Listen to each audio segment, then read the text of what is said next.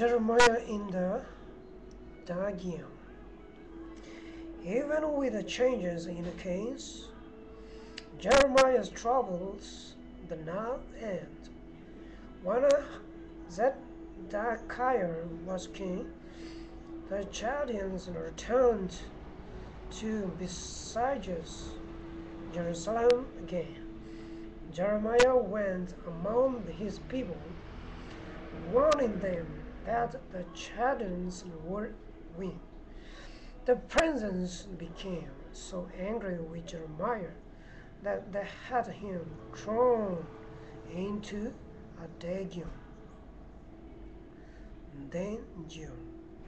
Enemies' armies came nearer and nearer Jerusalem. The city was in great danger. The king was afraid. Secretly, he sent for Jeremiah. When Jeremiah came, the king asked, "Tell me, is there any word from the Lord?" If Jeremiah's word pleased the king, the prophet would be freed again. Jeremiah knew he must tell God's message faithfully even if he did not have to stay in the dark dungeon. Bravely he said, "You and your enemies will be captured by the king of Babylon." Then Jeremiah wanted to know, "What have I done against you? Or your servants that you have put me in prison? Where are your own prophets who told you the king of Babylon would never war against us? Please do not send me back to the dungeon, or I shall die there." The king listened carefully. This time he sent Jeremiah to the home of the prison guard. There the prophet would have better treatment. With this little bit of freedom, Jeremiah again began to warn the people of the terrible things that were going to happen to them. The people became so angry that they threw Jeremiah into the old well. That had they met in the bottom, Jeremiah would have died. But Abimelech, a king Nero, went to the king and also pleasant for the prophet, and he said, "O king, these men have done wrong by throwing Jeremiah into that pit. He will die there without food and water." The king ordered, "Take 30 men and get Jeremiah out." And men found old and clothes, and also drugs, and tied them together to make ropes. This they let down into the pit for Jeremiah to fasten under his armpits. Then they pulled him out. And Jeremiah told the king, "The army will capture the city, break down its walls, and even destroy the beautiful temple of the Lord. But God will not let the Chaldean king Nebuchadnezzar kill the people of Jerusalem.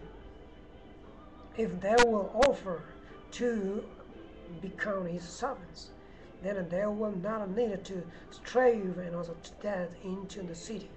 Now Jeremiah was gave in the account of the prison, and treated more kindly, but he was not allowed to go through the city and talk to the people. The people of Jerusalem and their king did not want to give themselves up to Nebuchadnezzar. So very months passed by.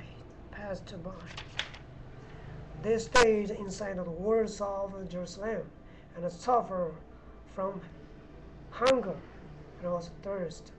Jeremiah suffered with them. At last, when all the food was gone, the king decided to slave away from Jerusalem during the night. And he thought and he could get away unnoticed by the king. Zedekiah was not gone for when he was captured by his enemies that led to him to Babylon. Most of the people of Judah were taken with him, and only the old and the weak and the very poor were left in the lands because Abimelech had rescued Jeremiah from the pit. God protected him, and he was not captured. And Nebuchadnezzar and his army brought down the walls of Jerusalem, and he took all the gold and the silver vessels from the temple, and carried them back to their own land. Then they burned the city. What became of Jeremiah, and the children treated him kindly. Finally, the capture of the garden said, "You may go to Babylon with the captives, or you may stay there." Jeremiah chooses to remain in his own land. His war was not yet finished. After the people had been taken captive to that strange land, Jeremiah lived very sorry for them. He grieved for his people. For that reason, he is sometimes called the weeping prophet. God told Jeremiah, "Write a message of comfort and hope to the people in captivity." And Jeremiah wrote the comforting words that God gave him. God gave him.